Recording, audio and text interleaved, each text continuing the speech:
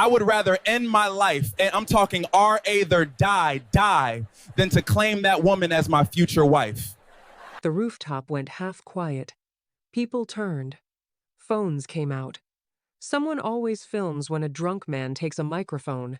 Some of y'all have been asking when I'm going to settle down, when I'm going to make it official with my girl. He laughed, pointed his drink toward a woman at the edge of the crowd. That one. The one who thinks buying me shoes and paying my rent means I owe her a ring. The woman he pointed at stood near the railing, beautiful, black, still. Her hands wrapped around a glass. She was no longer drinking. Let me be real with everybody here tonight. He swayed, smiled, the smile of a man performing cruelty as entertainment. I would rather end my life, I'm talking rather die, than to claim that woman as my future wife. The rooftop laughed. Not everyone, but enough. She's useful, though, he continued. Pays for everything. Signs whatever I put in front of her. Thinks love means handing over your bank details. He took a sip. But wife? That? He gestured at her with his glass like she was a menu item he was sending back. Nah, not even in the afterlife. He looked across the rooftop at another woman, lighter-skinned, smiling, standing with a group of colleagues. Now that one, he said. Delilah.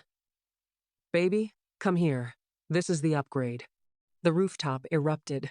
Faith Savannah stood at the railing and felt 80 people look at her with a mixture of pity, amusement, and the specific second-hand shame that people feel when they watch someone be destroyed in public and are relieved it isn't them. She did not cry. She set her glass on the railing. She turned to leave. And as she walked toward the elevator, she passed a man standing alone on the far side of the balcony separated from the party, watching from the shadows the way he always watched. Dark suit, angular jaw, a glass of water he hadn't touched. He was her boss. She was his secretary. And the expression on his face as he watched a drunk man with a microphone humiliate the woman who had organized his calendar, anticipated his needs, and made his corporation function for 2 years was not anger. It was the specific, terrible stillness of a man deciding how many pieces to break something into. He mocked her in front of 80 people, called her useful for her bank account, said he'd rather die than call her his wife.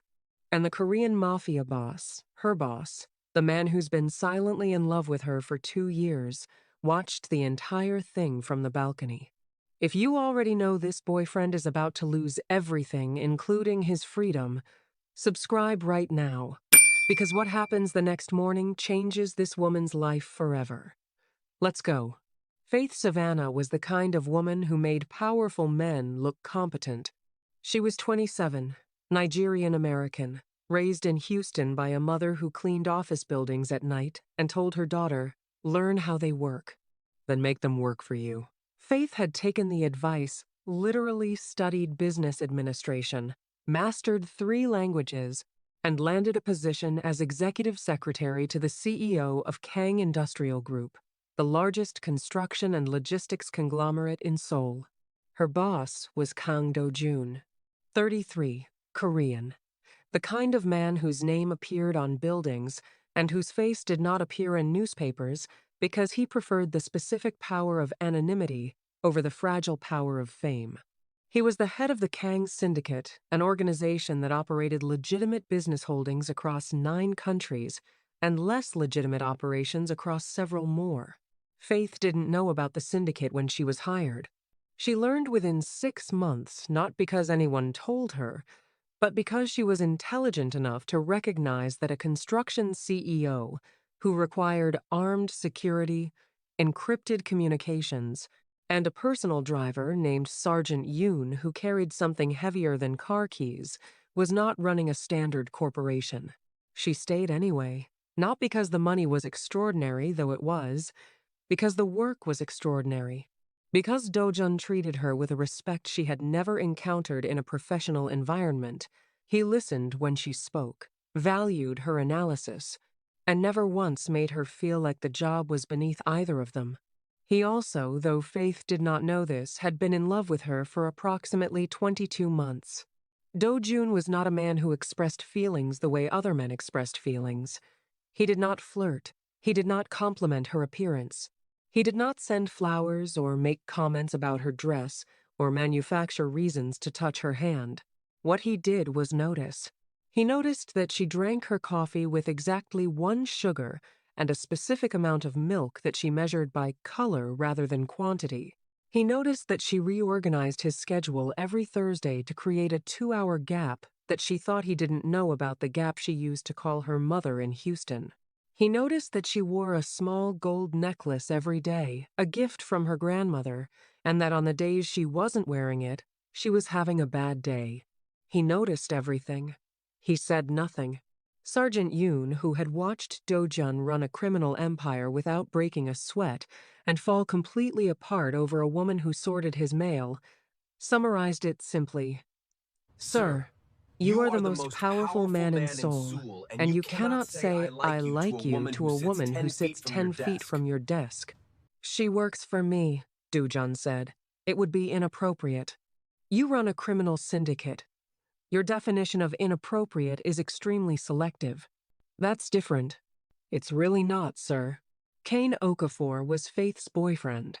29, Nigerian American, handsome in the specific way that is useful for getting through doors, symmetrical face, athletic build, a smile calibrated for women who want to believe.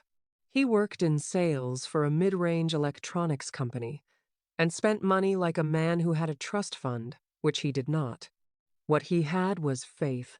Faith paid the rent on their apartment. Faith's name was on the lease. Faith had co-signed his car loan. Faith had added him to her bank account, the joint account she had set up, because he told her that's what couples who trust each other do. She trusted him. She had no reason not to. He was charming and consistent and only cruel in ways she hadn't learned to identify yet. For 18 months, Cain had been systematically positioning himself inside Faith's finances. Not with the sophistication of a con artist, with the clumsy determination of a man who understood that the fastest way to fund the life he wanted was to attach himself to the woman who could fund it. The apartment was in Faith's name. Cain had been pressuring her to add him to the deed for months, for legal protection, babe. The bank account had accumulated Faith's savings from 2 years of working for the highest-paying CEO in Seoul. Cain had been making withdrawals, small at first, larger recently. Faith noticed. Cain told her it was investments. She believed him because she worked 14-hour days and didn't have time to audit a man she loved. Then Delilah appeared. Delilah Mensah, 25, Ghanaian American. Faith's colleague, an administrative assistant on the same floor of Kong Industrial Group. Pretty, ambitious. The kind of ambition that looked like friendliness until you realized the friendliness was a strategy. Delilah had been sleeping with Cain for 4 months. They met at a company mixer, the same kind of event where Faith would later be humiliated. Cain saw Delilah across the room and decided that his exit strategy had arrived. Delilah was the upgrade he wanted, or more accurately, the display model he wanted to show off, while still using Faith's credit cards. The plan, such as it was, had 3 steps. Step 1. Get Faith to sign the apartment deed transfer. Cain had prepared the document. He told Faith it was a lease renewal. She hadn't read it yet because she'd been working on a quarterly presentation for Dojun. Step 2. Drain the joint account. Move the funds to a personal account Delilah had helped him set up. Step 3. Humiliate Faith, publicly destroy her socially so thoroughly that she would be too ashamed to pursue legal action. Make the breakup so devastating, so public, so complete that Faith would disappear rather than fight. The rooftop party was step 3. Steps 1 and 2 were scheduled for the following Monday. Cain had the documents ready. He had the bank transfer queued. He just needed the weekend for the humiliation to settle into Faith's bones, to make her so broken that she'd sign whatever he put in front of her just to make the pain stop. What Cain did not know, what Cain could not have known, because Cain did not pay attention to the world beyond his own reflection, was that the man on the balcony was not just Faith's boss. He was a man who had spent 22 months memorizing the color of her coffee, and he had heard every word. He's been draining her bank account for months. He has a fake deed transfer ready to steal her apartment. Delilah, her own colleague, helped him set up the secret account. And the rooftop speech? That was step 3. Destroy her publicly so she's too broken to fight back. He has no idea that the Korean Mafia Boss, the man who knows what color her coffee is before she orders it, just watched the entire performance, drop A, and subscribe. The next morning changes everything. Faith didn't go to her apartment that night. She couldn't. The apartment was Cain's space now, his clothes, his cologne, his presence saturating every room. She checked into a hotel near the office, a small room. She sat on the bed in the dress she'd worn to the party and stared at the wall and replayed every word from the microphone until the words stopped hurting and started making her angry. At 8 a.m., her phone rang. "Miss Savannah, Mr. Cain would like to see you at the office." It was Saturday. Dojun did not work Saturdays. In 2 years as his secretary, Faith had never received a Saturday summons. She went. The office was empty, weekend security only. The executive floor was silent, the specific silence of a building designed for noise, operating in its off hours. Dojun sat behind his desk. Dark suit, Saturday or not, the suit didn't change. Black shirt, open collar, the tattoo on his neck, visible. A cup of tea that he had made himself because Faith wasn't there to make it, and it was terrible. But he drank it anyway, because admitting he couldn't make tea felt like a larger concession than he was prepared to offer. Faith stood in the doorway. She had changed clean clothes, hair pulled back, professional armor reassembled. But her eyes were red-rimmed, and her hands held her portfolio like a shield. "Sit down," Dojun said. She sat. In the chair across from his desk, the chair where she usually took notes, reviewed documents, managed the schedule of a man who managed an empire. "I was at the party last night," he said. "I know. I saw you on the balcony." "Then you know I heard." She looked at her hands. "Mr. Cain, I apologize for the disruption. It won't affect my faith." "Stop." She stopped. "I'm not here to discuss your work performance. Your work performance is the best I've encountered in 15 years of business." He paused. "I'm here because your boyfriend is planning to steal your apartment and your savings on Monday morning, and I thought you should know before then." The air in the room changed. "What?" Dojun opened a folder on his desk. He turned it toward her. "My security team conducted a standard background review of individuals connected to my senior staff 18 months ago. Your boyfriend was flagged. At the time, the financial activity was minor, small withdrawals, nothing actionable. I didn't bring it to your attention because the amounts were ambiguous, and your personal life is not my jurisdiction." He pointed to the documents. "Since last night, I've had the file updated. The withdrawals have accelerated $43,000 over 6 months, moved to a personal account registered to a Delilah Mensa, the woman from the party." Faith's hands went still on the portfolio. "Additionally, this document," he slid a paper toward her, "is not a lease renewal. It's a deed transfer. It transfers full ownership of your apartment to Cain Okafor. He's been carrying it for 3 weeks, waiting for you to sign." Faith looked at the document. At the signature line, with her name typed beneath it. At the legal language, she would have signed on Monday because she trusted the man who handed it to her, and she'd been too busy preparing Dojun's quarterly presentation to read the fine print. She would have signed it. She would have lost everything. "How long have you known about Delilah?" she asked. "The relationship? 4 months. The financial conspiracy? 6 weeks. The deed transfer? 3 days. 3 days? Why didn't you? Because 3 days ago, I was still deciding whether telling you was professional concern or personal motivation. After last night, I stopped caring about the distinction. The room was very quiet. Personal motivation, Faith repeated.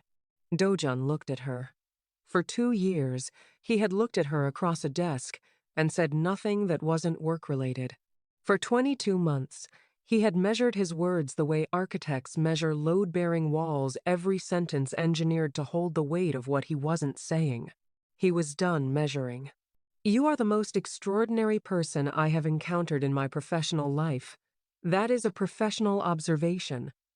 He paused. You are also the most extraordinary person I have encountered outside of it. That is not professional. That is the reason I know what color your coffee is before you order it, and why I have rearranged my schedule 53 times in 2 years to ensure that the Thursday gap you think is secret remains undisturbed. Faith stared at him. You know about the Thursday calls? I've always known. Your mother's name is Adais. She asks about the weather in Seoul and whether you're eating enough.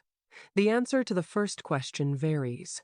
The answer to the second is yes, because I have the office kitchen stocked with the foods you eat when you're stressed, which is frequently. Because you work for a man who generates stress the way other men generate small talk.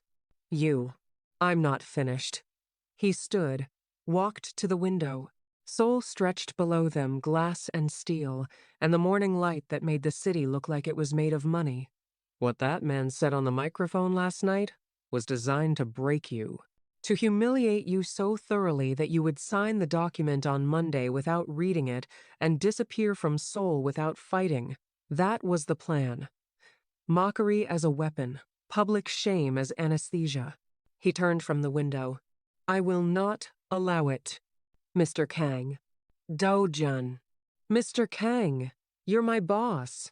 I'm aware, which is why I spent 22 months saying nothing. But last night a man stood on a rooftop and told 80 people he would rather die than marry you. And I stood on a balcony and realized that I would rather dismantle everything I've built than spend one more day pretending that the woman 10 feet from my desk is just an employee. The office was silent. I'm not asking you for anything, he said. I'm telling you 3 things. 1. Your boyfriend is a thief, and I have the evidence to prove it. 2. I will protect your assets, your apartment, and your financial position, regardless of what you decide about anything else. 3. I have been in love with you for 22 months, and I am telling you now because a man with a microphone said you weren't worth dying for, and I need you to know that he was wrong about everything. Faith sat in the chair across from his desk, the same chair where she had sat for 2 years, taking notes and organizing schedules, and being 10 feet from a man who memorized the color of her coffee and felt something shift in, a place she had sealed shut the night before. The coffee, she said, 1 sugar, milk measured by color, caramel, the specific shade between too light and too dark. You check it against the light from the east window every morning. You notice that? I notice everything about you, Faith. It's been a significant operational distraction. She almost laughed. Almost. This is extremely inappropriate, she said. Yes. You're my boss. I'm aware. And you just told me you've been in love with me while simultaneously handing me a criminal investigation file on my boyfriend. Multitasking is a core competency. She did laugh, unexpectedly. Through the residual tears and the shock and the realization that the man she had sat 10 feet from for 2 years had been building a vocabulary of her in silence. What happens on Monday? She asked. On Monday, your boyfriend attempts to file the deed transfer and discovers that the document has been flagged by the Seoul Land Registry as fraudulent because I had it flagged this morning. He attempts to access the joint account and discovers it has been frozen by the bank because my legal team contacted them at 7 a.m. He then discovers that the company where Delilah Mensa works this company has initiated a termination review for misuse of corporate systems to facilitate financial fraud. You did all of that this morning? I did all of that before making the tea. The tea, as you may notice, is terrible. I'm significantly better at dismantling fraud than brewing beverages. Cain Okafor woke up on Monday morning feeling like a man whose plan was coming together. The rooftop humiliation had landed. He'd checked social media clips of his speech were circulating among their friend group. Comments ranged from "he's cold for that" to crying, laughing emojis. Nobody had defended Faith. Nobody had called him out. The social destruction was complete. Today was payday. He dressed. He drove to the bank first. "I'd like to make a transfer from this joint account." He slid the details across the counter. The teller typed, paused, typed again. "I'm sorry, sir. This account has been frozen." Frozen? By who? "I'm not able to disclose that information. You'll need to speak with our fraud investigations department." Cain's stomach tightened, but he adjusted. Maybe Faith had noticed the withdrawals. Maybe she'd panicked. He could talk his way through this. He always did. "I'm here to file a deed transfer." The clerk reviewed the document, typed, frowned. "This document has been flagged, sir." Flagged? Flagged for potential fraud by our verification system. The transfer cannot be processed until a full investigation is completed. That typically takes 6 to 8 weeks. 6 to 8 weeks? Additionally, the registered owner of this property, a Miss Faith Savannah, has filed a formal objection to any transfer of ownership. We received it this morning. Cain stared at the clerk. "Faith knew," he called Delilah. "Did you say anything to anyone?" "About what?" "About the account, the plan, anything." "Of course not. Why?" "Because the bank account is frozen and the deed transfer is flagged, and Faith somehow knew to file an objection this morning." Silence on the line. "Delilah?" "Cain. I just got called into HR."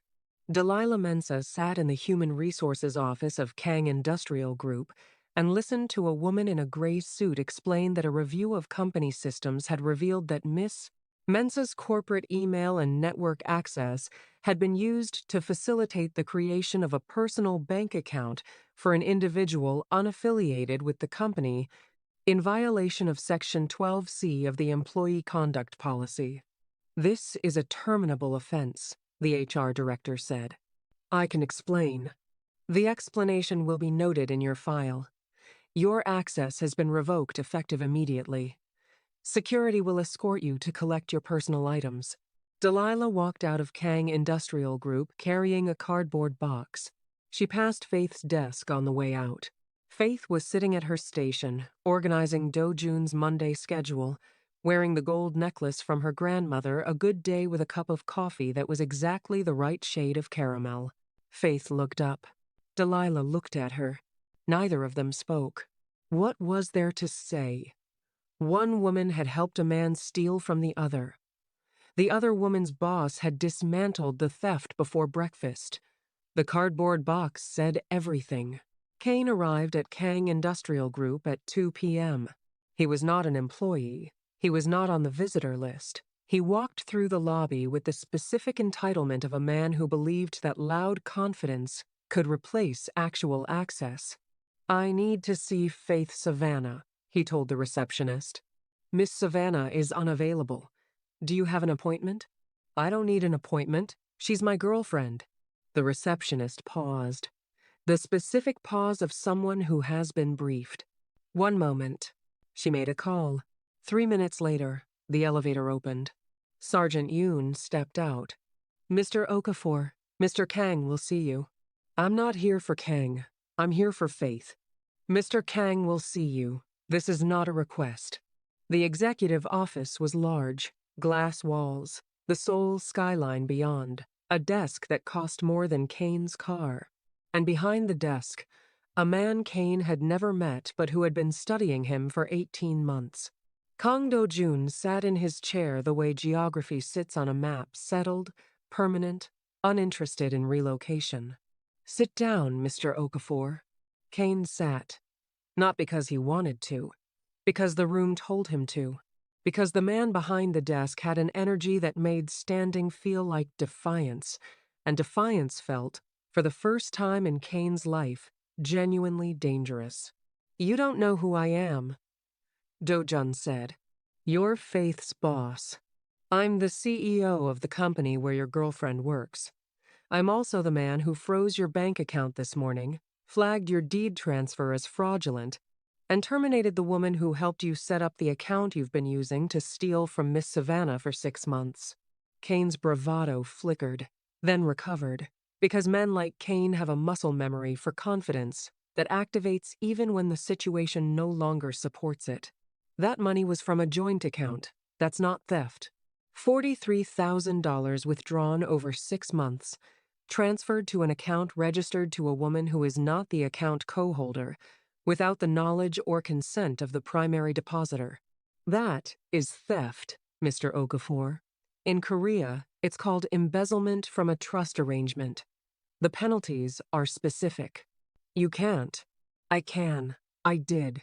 And I will continue until every dollar is returned and every document you fabricated is destroyed. He opened a folder.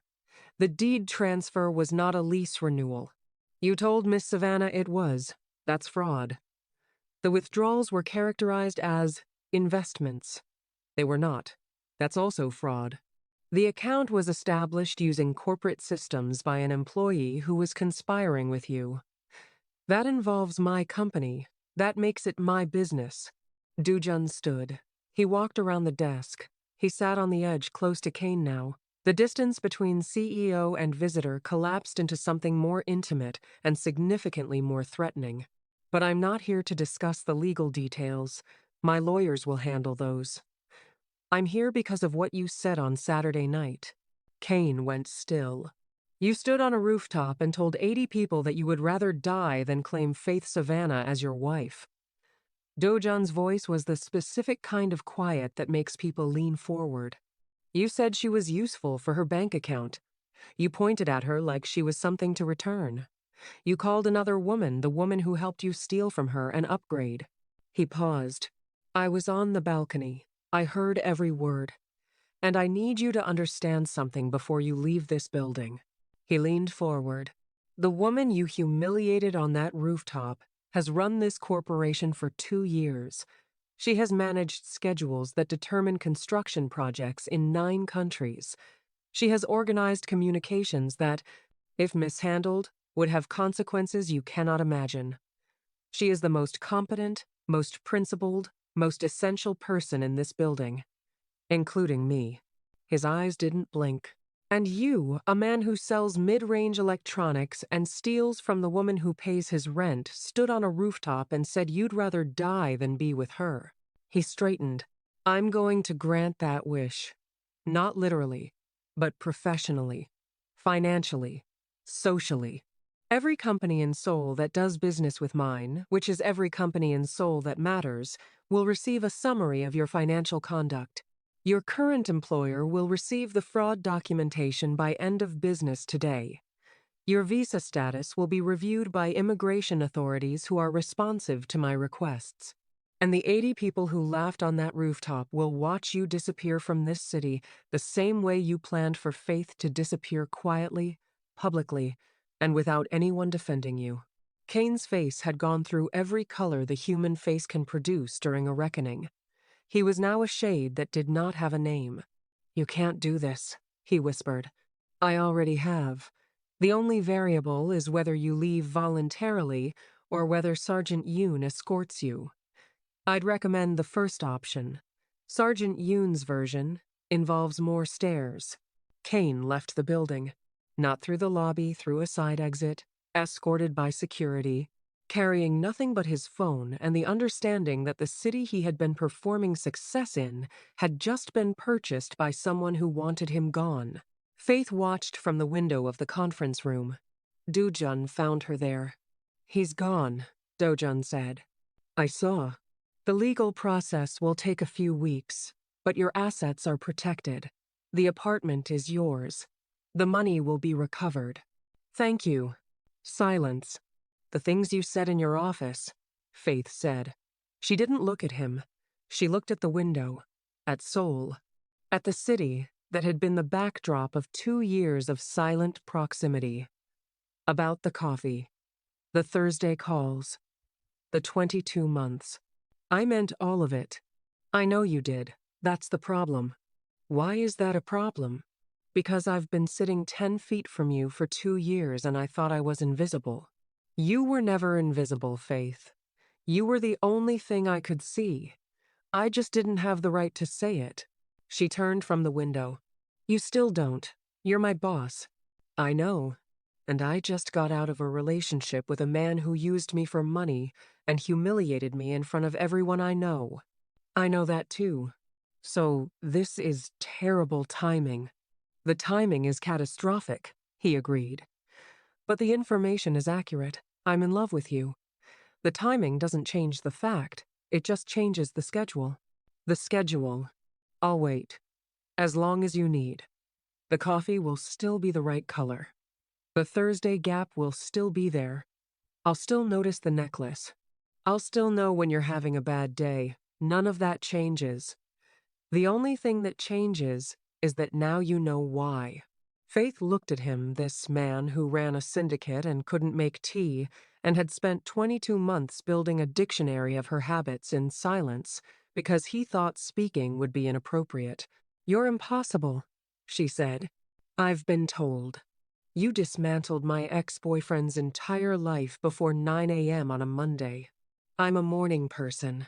You stocked the office kitchen with my stress food, plantain chips and ginger tea. You go through approximately 1 bag and 3 cups per quarterly reporting cycle. She stared at him. And something that had been locked since a rooftop and a microphone and the words, I'd rather die, cracked open. Not wide, not all the way, but enough. I need time, she said. I have time. I've had nothing but time for 22 months. And if I decide this is too complicated, then you remain my secretary. I remain your boss. The coffee remains the correct color. And I spend the rest of my career pretending that the woman at the desk outside my office is not the reason I come to work every morning. He paused. I've been practicing. I'm terrible at it. But I'll manage. You won't manage. No, he admitted. I won't. But I'll try. And trying is more than Cain ever did.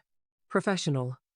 Cain's employer received the fraud documentation at 5 p.m. Monday. By 5:15 p.m., he was on a video call with HR being asked to explain why a financial fraud investigation connected to his name had been forwarded by every major corporation in Seoul. He was terminated by 5:30 p.m. The call lasted 12 minutes. Cain spent 9 of them saying, I can explain. The HR director spent 3 of them saying, we've heard enough. The joint account was unfrozen under Faith's sole control. The $43,000 in diverted funds was flagged for recovery through civil proceedings. Cain's personal account, the one Delilah had helped create, was frozen pending investigation. Cain's work visa was tied to his employment. No employment meant no visa. Immigration review was initiated within 72 hours. The rooftop video, the one someone had filmed on their phone, was reshared, but this time with a different narrative. Not Cain was savage, but Cain was stealing from the woman he humiliated. Someone from the office had talked. The comments shifted. The laughing emojis were replaced by something colder. Terminated. Blacklisted by Cain Industrial Group, which meant blacklisted by every company that valued Cain's business, which was every company that mattered. She sat in her Seoul apartment, jobless, realizing that the upgrade she'd been promised was a man who was currently being deported, and the woman she'd helped steal from was sitting at a desk 10 feet from the most powerful man in the city. 3 weeks after the rooftop, Cain Okafor boarded a flight at Incheon Airport. Economy, 1 suitcase. The shoes Faith had bought him. The watch Faith had bought him. The clothes that Faith's salary had funded. He was leaving Seoul the same way Faith's mother had once described. People who use other people's money always end up traveling light. It didn't happen immediately. Faith needed time. Dojun gave it, not dramatically consistently. The same way he had loved her for 22 months, by showing up, noticing, and not requiring anything in return. The first change was small. He started making tea for both of them. His tea was still terrible. She told him so. He kept making it. She kept drinking it. The second change, she started staying late, not for work, but because the office felt different now that she knew the silence had weight. She would work at her desk, he would work at his. The 10 feet between them was the same distance, but the quality of it had changed. The third change, she stopped wearing the professional armor, not the blazer, the expression. She laughed at his jokes. He was funnier than a crime boss had any right to be. She rolled her eyes when he was stubborn frequently. She told him when his schedule was stupid, always. The fourth change. He walked her to her car one evening. They stood in the parking garage. Seoul was loud above them. "You said you'd wait," she said. "I'm waiting.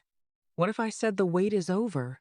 He looked at her, this woman who had organized his empire and endured his terrible tea, and survived a man who used her for money and walked out of a rooftop party with her dignity still attached to her spine. "Then I'd ask if I could take you to dinner. You own 12 restaurants. I'd take you to the one where the tea is worst, so you feel comfortable." She laughed. He smiled the full one, the one Sergeant Yoon had never seen. They went to dinner. At a small restaurant neither of them owned. They sat across from each other the same distance as the desk, but without the desk, and talked about things that had nothing to do with schedules or syndicates or stolen money. She ordered coffee. He ordered tea. Both were terrible. Both were perfect.